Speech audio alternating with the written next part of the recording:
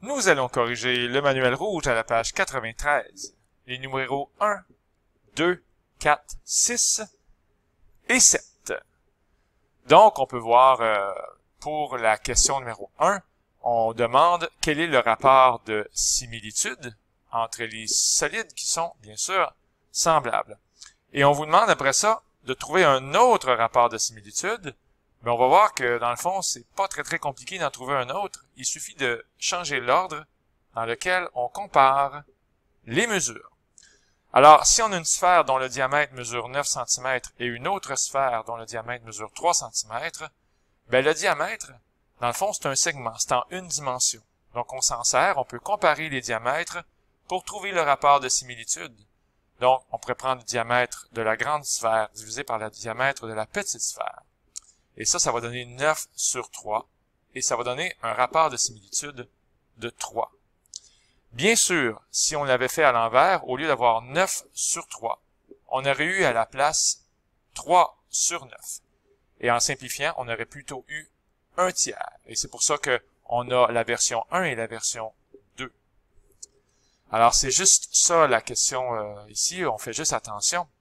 Ici, le diamètre mesure 6, donc dans le fond, le rayon mesure 3 cm.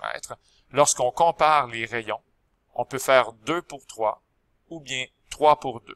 Et c'est pour ça qu'on a les réponses ici 2 pour 3 ou 2 tiers et ici 3 demi. Donc, encore une fois. Ici, on a l'embarras du choix. On peut comparer les côtés qui sont à la base. Donc, on peut comparer le 1,1 avec le 2,75. D'ailleurs, quand on le fait, 2,75 divisé par 1,1, ça fait 2,5. Donc, les côtés sont 2,5 fois plus longs.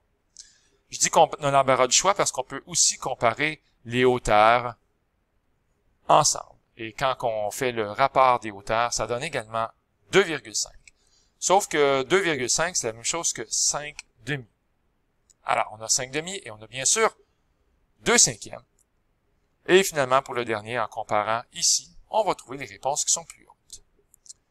À la question suivante, la question 2, trouve un rapport de similitude, donc on veut trouver K.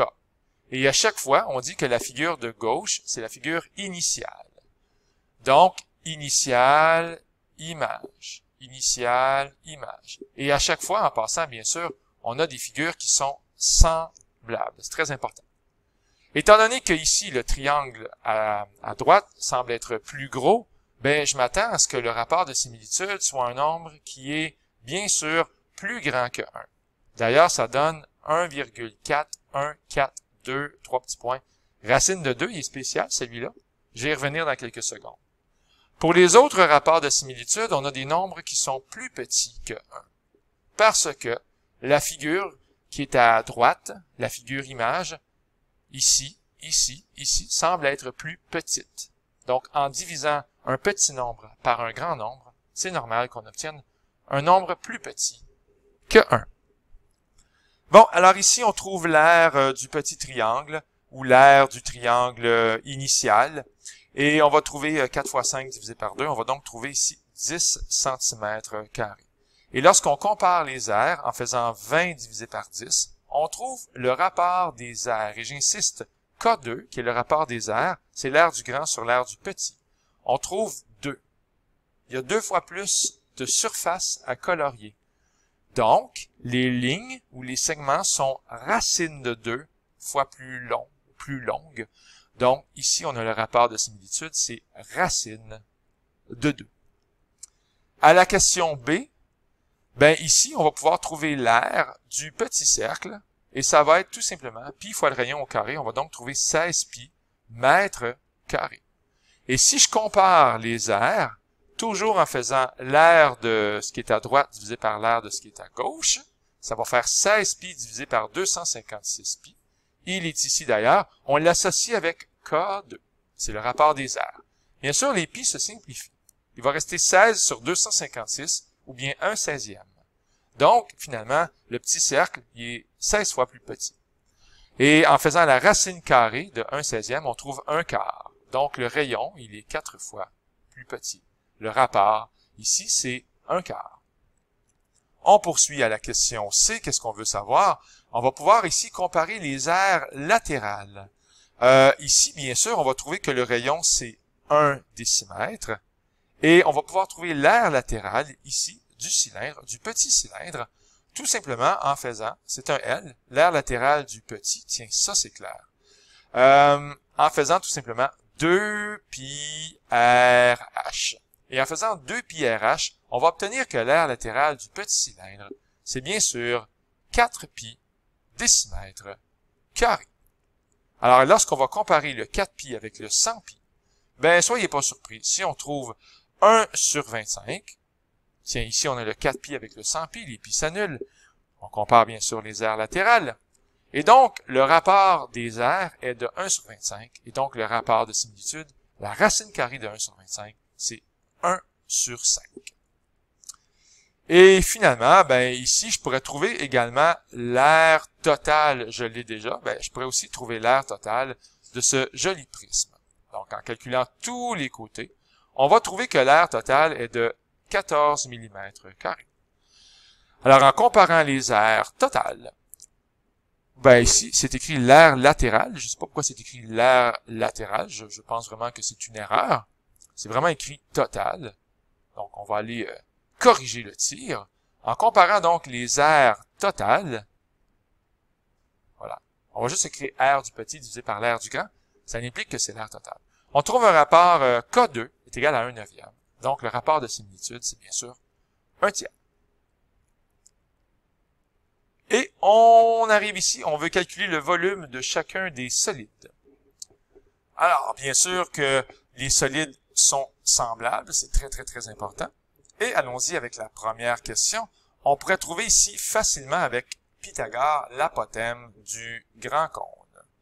D'ailleurs, on le voit apparaître ici, l'apothème du grand cône. On va trouver environ 5,22 cm, ou bien racine de 27,25 cm.